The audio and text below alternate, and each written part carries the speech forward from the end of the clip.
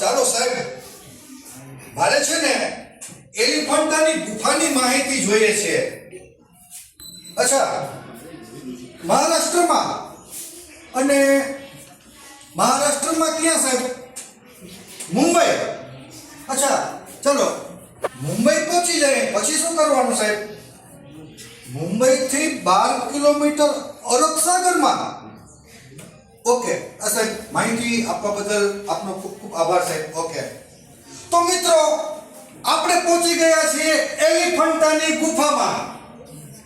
અને આ જે ગુફા છે 1 2 3 4 5 6 7 ગુફાનો સમૂહ. આહા, કેટલી સરસ આ ગુફાઓ છે. ચાલો હવે છે ને આ ગુફાની માહિતી માટે આપણે કોઈને પૂછીએ કે આ ગુફા વિશેની આપણે માહિતી મેળવીએ. એ ભાઈ આ ગુફા વિશે થોડીક માહિતી આપશો પ્લીઝ.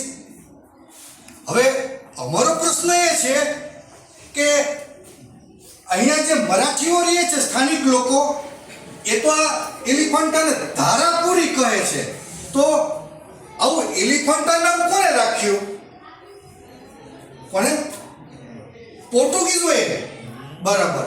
હા, હવે અમારો પ્રશ્ન એવો છે કે આવું એલિફન્ટા નામ કેમ હશે? શું કીધું? પેલી જે હાથીનું શિલ્પ છે, એક પથ્થરમાંથી કોતરેલું, એટલા માટે એલિફન્ટા નામ રાખવામાં આવેલું છે. અચ્છા બરાબર. હવે સાહેબ એક બીજો પ્રશ્ન છે કે અમારા વર્ગમાં અમારે કેસી ભોગતા સાહેબ સામાજિક વિજ્ઞાન લેતા, એને એમ કીધું હતું કે એલિફન્ટાની ગુફામાં એક સરસ મજાનું ત્રિમૂર્તિ છે. તો સાહેબ એ ક્યાં છે?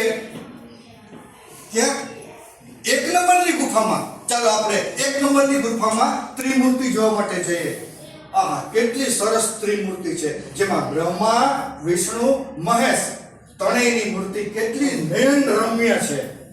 બહુ સરસ મૂર્તિ છે. અને સાહેબ હવે છેલ્લો પ્રશ્ન.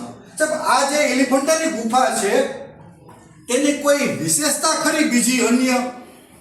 શું 1987માં યુનેસ્કોએ આ એલિફન્ટાની ગુફાને વૈશ્વિક વારસામાં સ્થાન આપ્યું.